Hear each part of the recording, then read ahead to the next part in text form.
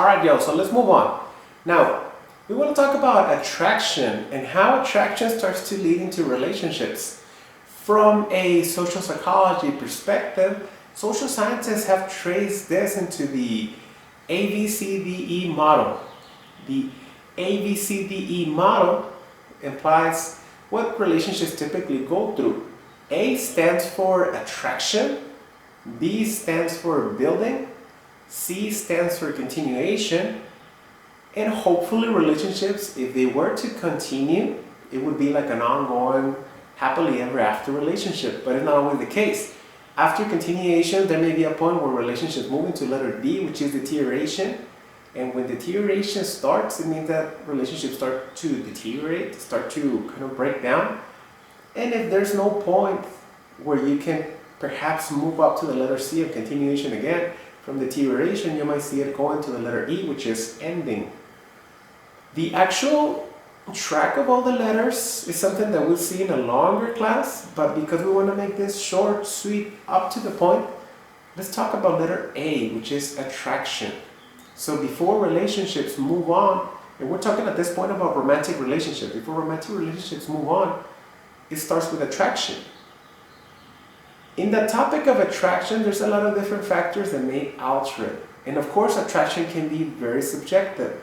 So we want to keep this into a broad perspective to talk about the main factors that have been studied by social scientists as it comes to attraction.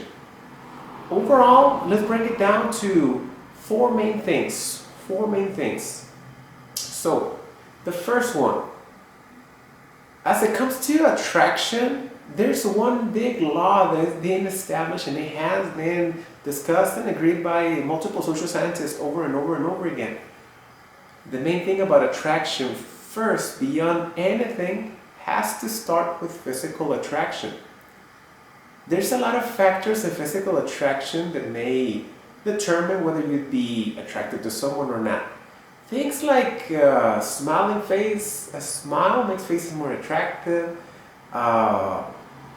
When it comes to similarity on both sides, symmetry. When it comes to symmetry, symmetrical faces, symmetrical bodies, symmetrical features tend to be more attractive. And of course, based on the culture where you grew up in, based on the culture, based on the kind of things that you saw outside, you might perceive the specific color of the eyes as more attractive, specific shape of the nose, you name it. But specifically when it comes to physical attraction, there's one main thing that is agreed by social scientists, and it's the law of minimal standards. The law of minimal standards is important. The law of minimal standards implies that everybody has a specific set of minimal standards from a physical standpoint that we seek. Those physical standards that we have vary a lot from individual to individual. Some people have standards that are pretty much unattainable. Some people really want someone that is like looking like a model, and what happens is they never end up meeting anyone that they like because they never encounter anyone that is fulfilling those expectations.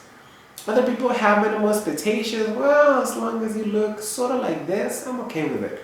Some people like standards that are very low. As long as you can breathe, I'm fine with it. You know, it varies. It depends from person to person. So standards vary a lot. But the reality is, even though we want to say that we look into the inside of a person, even though we want to say that the only thing that matters is what is inside and the looks don't matter, in reality, looks do matter. But it's very subjective. Looks matter up to the point where you feel like they're fulfilling your standards. If you want someone to like you, the first thing is that hopefully you will fulfill the minimum standards. If you don't, as much as you try, you won't find yourself attracted to that person. So, the first thing that was agreed on is the law of minimal standards. A very powerful one that follows is similarity. How similar can you be with someone? This one is very interesting because there's continually two different thoughts that are shared, like common knowledge given by people. There's a saying that goes opposites attract. And there's a saying that goes birds of a feather flock together. Those are two different ideas. Opposites attract versus birds of a feather flock together. Opposites attract implies that you want to look for someone that is different from you. And if you look for someone that is different from you, then you can kind of balance each other and you can complement each other. On the other hand, birds of a feather flock together implies that you want to look for someone that is more like you. Which one is better? From a social science perspective, is birds of a feather. The more similar you are, the better it is. Now let me tell you a really quick story. I always end up sharing this story. One time I had a friend who was dating someone for a while, and she was engaged. She was about to get married.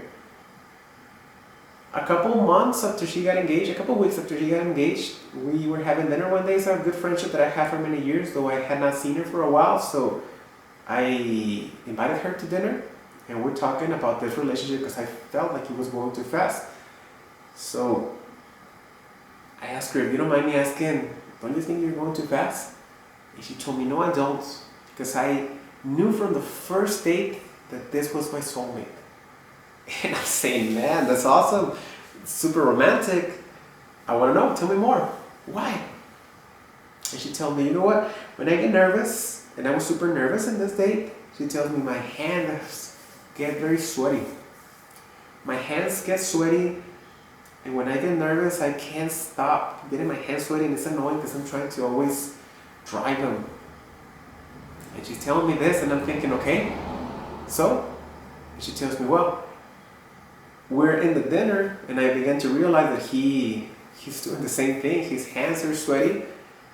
At that moment it clicked, and I noticed, and I knew this is the man for me.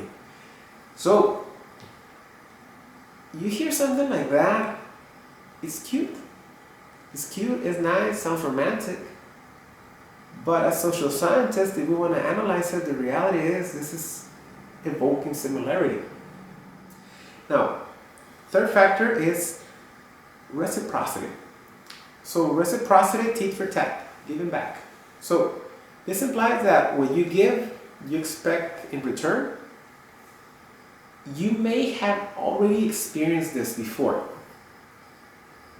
If you get something, if you give something, you feel like you should get something back.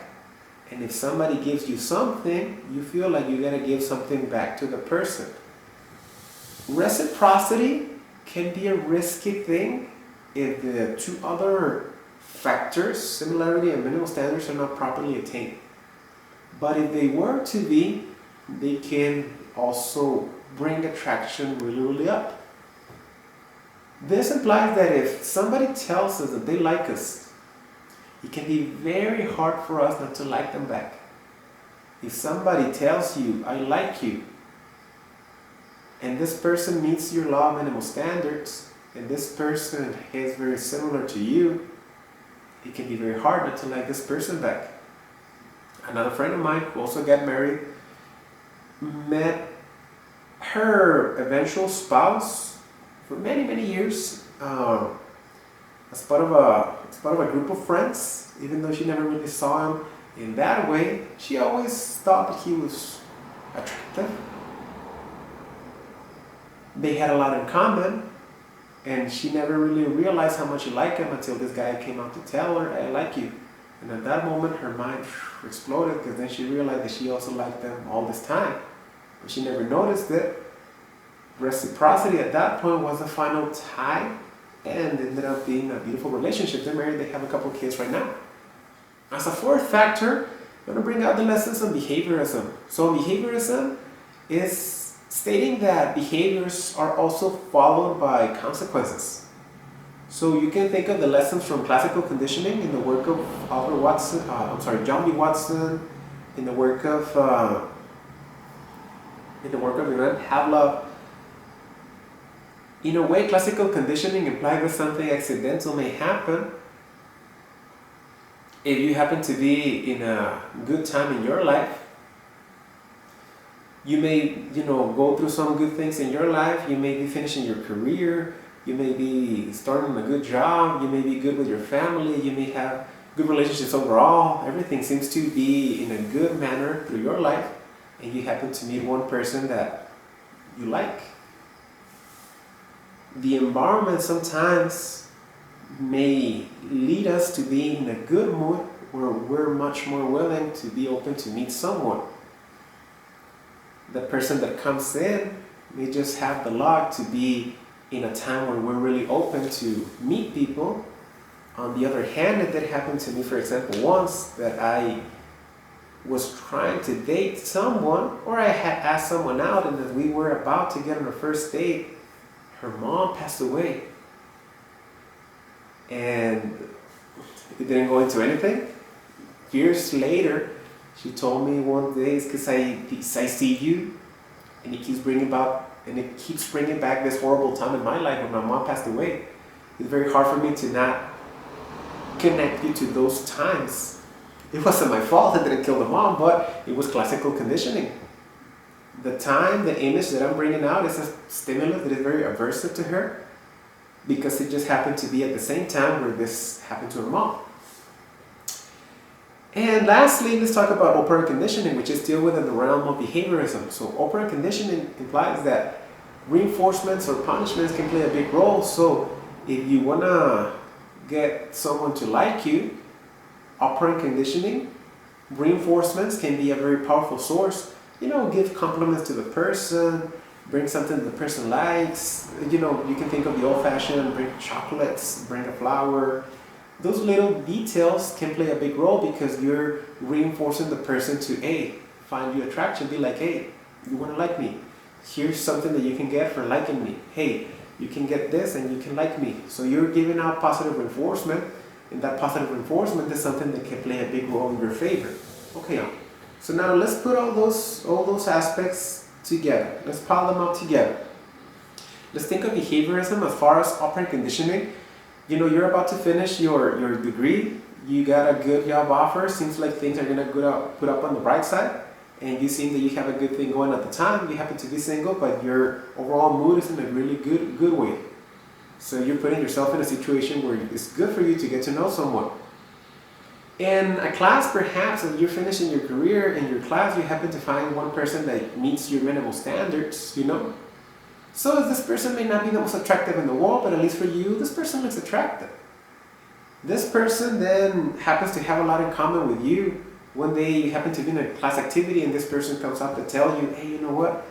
I gotta finish work because I gotta finish the school because then I'm gonna move up because I had this job offer and it's the same place where you're going. You have that big similarity there. You have things in common. This person then starts to praise you. This person starts to bring you out some perks. Hey, I brought you this. I was thinking of you on this random day and I just happened to think about you and I brought you this chocolate. So that's the positive reinforcement that follows. All those factors pile up and then this person tells you, hey, by the way, I like you.